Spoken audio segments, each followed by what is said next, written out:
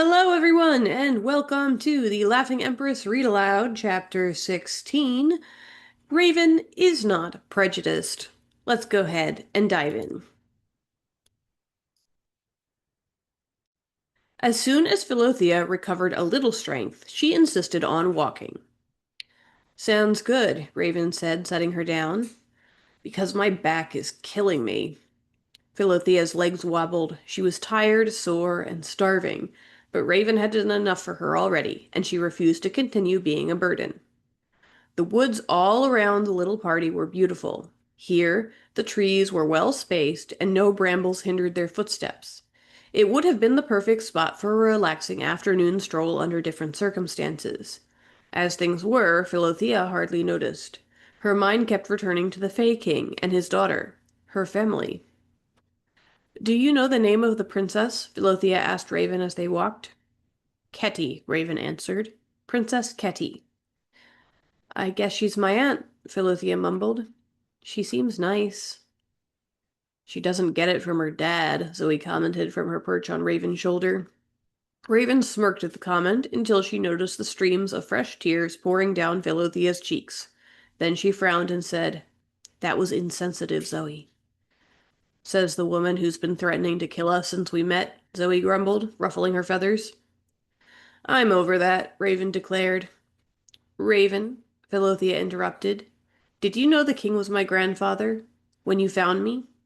"No," Raven answered. "I just knew he hated Half-Fae on account of Zeno, and also because he's a prejudiced scumbag." "Says the woman who's been threatening to kill us," Zoe hissed, trying to move the conversation back to her grievance. "I am not a prejudiced scumbag," Raven rebuked. "I hate everyone equally. I'm just a scumbag." Philothea was beginning to notice that the person Raven claimed to be and the person Raven actually was were very different. A scumbag wouldn't have risked her life to rescue someone she had only just met. "You must have known about my mother," Philothea interjected, taking control of the conversation before her grumpy starling companion added anything else. "Her running off with a human must have been a big scandal. Wasn't everyone talking about it?" "I don't really follow politics," Raven shrugged. "I vaguely remember something about a princess being exiled, but that was over 40 years ago." Again, Philothea got the distinct impression that Raven was more informed than she let on. Why did Raven insist on pretending she didn't care about anything or anyone, especially when the opposite was so obvious? Zoe, meanwhile, was bending her head back to get a better look at Raven's face. "40 years ago?" she questioned. Philothea wiped her tear-stained cheek with the base of her wrist. She knew that what Zoe must have been thinking.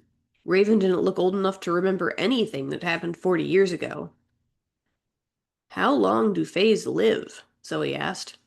"Fae," Raven corrected, then scowling at the bird on her shoulder added, "Are you trying to ask me how old I am?" "Yes," Zoe admitted. "None of your business," Raven stated. "Are you immortal?" Zoe tried. "No." "Then how long do fays live?" Zoe repeated. "Fae," Raven corrected again. "Longer than humans." "Just tell me how old you are in human years," Zoe tried. "It's rude enough that you ask me my age," Raven scowled, "but now you want me to do math also?" Zoe continued pestering Raven as they moved along, but never received an answer. "I really hope Faye finds Polly," Raven commented when they'd been walking some time, "because I have no idea where we're going."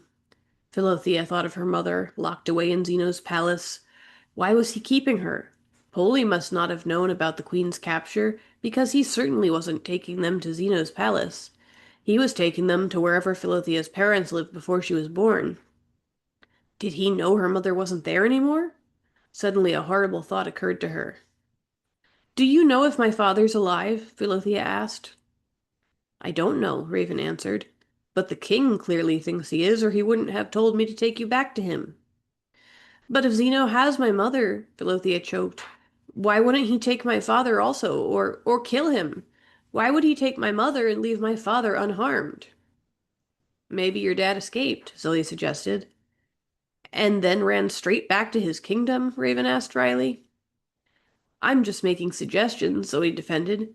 Maybe you should have asked Philothea's grandpa for more information before running off.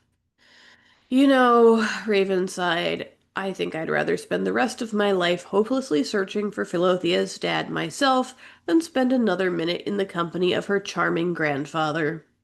They walked in silence for a long time after that. Philothea looked at the ground before her, not really seeing it. Her mind was with her parents, wherever they were, hoping and praying that they would be all right. Raven, she said finally. Yep, Raven answered. Thanks for coming back for me. Raven smirked. Well, I hate you less than Zeno, she shrugged. And whenever he turns up, I want you on my side. Raven glanced over at her. There she was, doing it again, pretending not to care. And that concludes Chapter 16. Come back next week for Chapter 17. I will see you later.